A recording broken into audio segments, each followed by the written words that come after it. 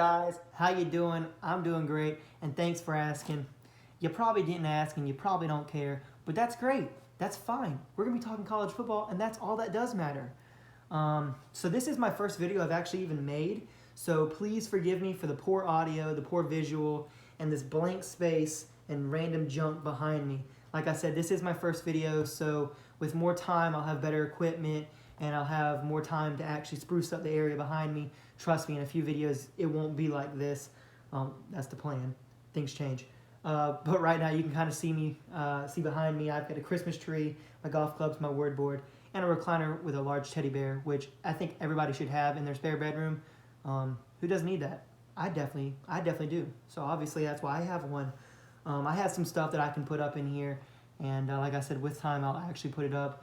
I'll have better equipment pretty soon, so don't fret, guys. If you actually even stay watching this video and you watch the upcoming videos, you know, you'll see a change. So like I said, we're going to get into this college football really soon, and thanks for tuning in, guys. Let's start.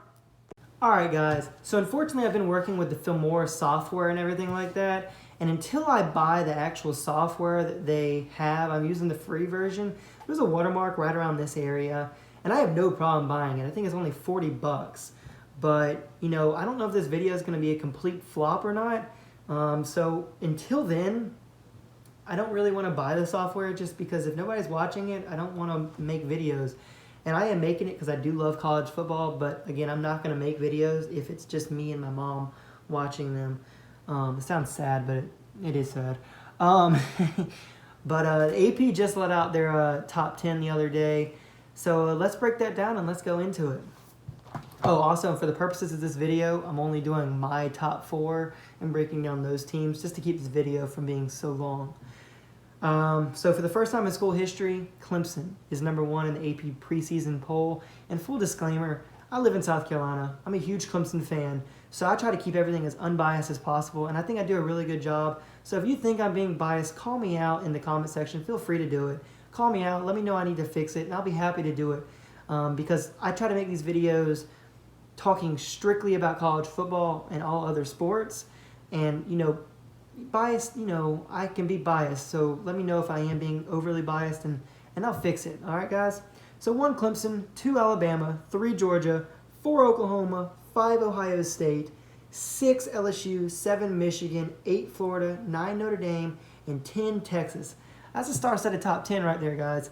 I can see any of these teams having a really good argument if they go 11-1, if not 12-0 through the regular season, and winning their conference championship game the week after that, getting into the playoffs. Any of these teams are really good, and there's some other really good teams at the 11 through 25 spot, and there might be a couple that aren't ranked. Obviously, I don't think there really are any teams that are unranked that are making it into the playoffs this year. I think top 14 or 15-ish is probably where the cutoff's going to be, because you know, those teams are, you know, they're lower for a reason, but there's possibilities that they can make it up. I mean, there really is. I can't say they're not. So the top 10 is going to be pretty good. You know, week 0 is already here. Florida, Miami played the other day. Florida won.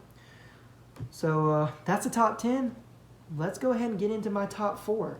And like I said, for the purposes of this video, I'm only breaking down my top 4. And then at a later date, we'll break down the top 10. Let's do it. So here we go. So #1 for the AP, I got Clemson. Obviously, the AP poll already said them, and I've got them in my #1 just for what they did last year, what they have returning back. So #1, Clemson. The important games for them, week 2, they got to play on early on. Texas A&M, they get them at home last year with a lucky call, the ball going out through the back of the end zone. They get that win. So that's going to be a tough game. Jimbo Fisher's going to have them ready to play. I don't think it's going to be a great year for Jimbo Fisher and Texas A&M. I do think because they got a really tough schedule. And year two is always kind of like a you know, kind of a learning kind of year. So I think Texas A&M is going to be a tough game in that, but I think Clemson should win it. Week 3, Syracuse. Syracuse has had Clemson's number the last couple of years. They almost beat them last year. They did beat them the year before, and they've been tough before. So it's in the Carrier Dome, week 3, earlier in the season. You got to go all the way up to New York. It's gonna be a tough game because if Clemson gets beat up and banged up during the Texas A&M game, I could definitely see Syracuse as a game. Watch out, because Syracuse can be ready to play. They're gonna be throwing haymakers for 60 minutes. Then they have from week 4 to week 9. I have them kind of going through their schedule. I don't think with the talent they have, they should really be tripped up. But again, you have to play and you have to pay attention to everybody in front of you. So week 10, they got to play at NC State. NC State didn't play great last year, but they almost beat Clemson the year before that, and they almost beat them a couple years ago when they were at Clemson. And this year it's going to be at NC State. The last time they played there, Kelly Bryant played really good, and it was a back-and-forth kind of game. And then week 12, Clemson plays at South Carolina. The last time they played at South Carolina, I was there. Great atmosphere. It can be a pretty tough place to play. I do think Clemson should get through that game. I put it on there because it is a rivalry game. And the key players for Clemson, obviously, you got Trevor Lawrence, Travis Etienne, Lynn J. Dixon, T. Higgins, Justin Ross, Isaiah Simmons, Kayvon Wallace, A.J. Terrell, and Xavier Thomas. And they got a lot of players on there, and I'm not going to go as in-depth on the key players for all the other teams, just simply because I don't know them 100% yet, and looking through a roster doesn't do me justice. I actually need to see them play before I can sit here and say, oh, yeah, this person's going to play in big to their season. So that's Clemson right there. So I definitely think Clemson, if they can get through their schedule, they have a really good chance and a good fight making it into the playoffs. All right, at number 2 in the AP poll and number 2 in my preseason rankings, I got Alabama. Alabama can make a really good argument every year to be number 1. This year, just because I believe the AP probably put into play what happened last year and what they have returning back is why they're number 2 and not number 1 this year. It doesn't really matter. It's preseason polls, and it'll sort itself out. But Alabama, looking at their schedule, has a really good chance to getting through the rest of their schedule like they always do. Their key matchups that I believe actually go 3, 6, 9, and 12. Week 3, they got to play at South Carolina. That could be a tough game just because it's probably going to be a blackout. It's early in the season, and South Carolina's going to probably come ready to trip Alabama up. So I can see that as a tough game. Week 6, they got to play at Texas A&M. Again, that's another tough game. Thankfully, you get a couple weeks to recruit from South Carolina. Playing at Aggieland, that could be a very tough place to play. I mean, it is a very tough place to play. If it's packed, if it's packed 100,000 plus at Texas, that could be a very tough place to play. Very loud. Week 9, they got to play LSU at home. It's going to be a low-scoring game. Always is. Alabama's probably going to get the nod in that game as well. They do get it from me. They should be able to win that game. It's going to be a low-scoring affair. And then Week 12, I got Auburn in there just because it's a rivalry game. We don't really know much about Auburn right now. They play Oregon the first week of the season, and we really won't know about them until week 3 or 4 if they're really a contender or not, if they're kind of just muddling through their schedule. But nonetheless, Alabama has to play an SEC schedule, and that's going to be tough no matter who they play. It doesn't matter if they're playing Kentucky, Vanderbilt, any of those teams. They're going to have to play, and they're going to have to come ready to play because all the other teams are going to want to take their best shots at Alabama. They really got to come handle their business there. The key players for Alabama, Tua Tagovailoa, Najee Harris, Jerry Jeudy, and Henry Ruggs. I don't know a lot about this team like I was talking about earlier, just because it's early on in the season and I don't know them 100%, and just looking at a roster won't do me justice. I actually need to see them play before I can sit there and say they're going to be key players. I'm looking at it now. It says Alabama's Dylan Moses suffers a knee injury and is probably out for an extended period of time. So that could hurt them, but with the depth that Alabama has, they should be able to plug and play kind of style. So that's Alabama. If they can get through this schedule, I believe they're really good to make it into the playoffs. So, let's go on to number 3. So for Georgia, I've got them at number 3. Like I said earlier on in the video, you can put Georgia at 3, Oklahoma 4, or Oklahoma 3, and Georgia 4. It really just doesn't matter. 1 and 2 is pretty much the only one that really matters at this point, and it really doesn't even matter then because this is preseason rankings. But right now, I wrote down Georgia first, so we're going to go with them as number 3. Forget everything I also said. Georgia's number 3. I think they're a better team than Oklahoma. They're more full, complete on both sides of the ball. But Georgia's going to have a really tough time this year. They got a really tough schedule. Week 4, they play Notre Dame at home. Thankfully, they get that game at home. They played Notre Dame and beat them at Notre Dame. It's going to be a very good game. Week 6, they got to play South Carolina. They get them at home as well. I don't really think South Carolina is going to be that great. But because they get South Carolina the week following, or 2 weeks following the Notre Dame game, same thing like I've been saying with other teams, injuries play a part in this game. So hopefully there's no injuries there and they should be able to get through that game. Week 8, they play Florida in Jacksonville for the world's largest cocktail party. That could be a very, very physical game, and that game could really decide the East. That's week 8, so you're pretty much through the season at that point. Anything can happen before then, and that game really determines probably who's going to win the East.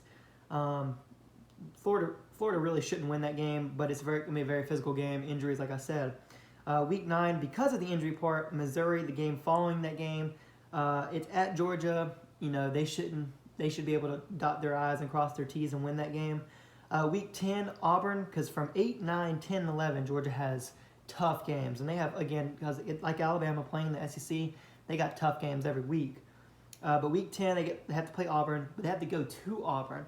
And depending on how good Auburn is, this could be a sneaky good game. It really could. I mean, they've played them tough before when they weren't that great, and then they've played them terrible when they were good. So it really just depends on what Auburn you're going to get that day.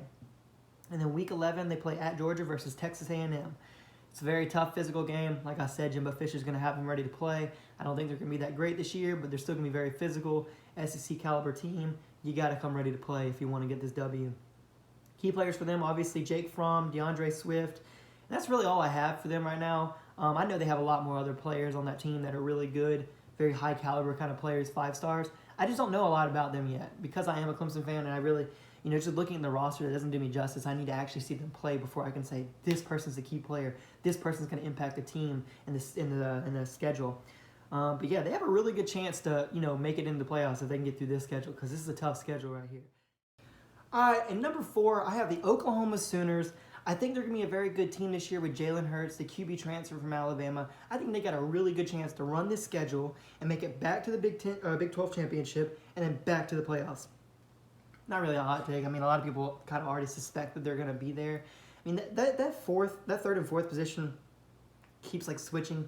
Every week I see new people putting different teams in there. I've seen people put Ohio State. I can see a way for them to get there. Notre Dame. There's other teams that can make it into this playoff. Oregon, I can make arguments for all of them. But let's get into it. Week 3, UCLA, they got to go all the way out to California. That's the only reason I put this on there. I don't think UCLA is that good of a team, but it's early in the season. You got to travel far from home. You should get the win in that game, though.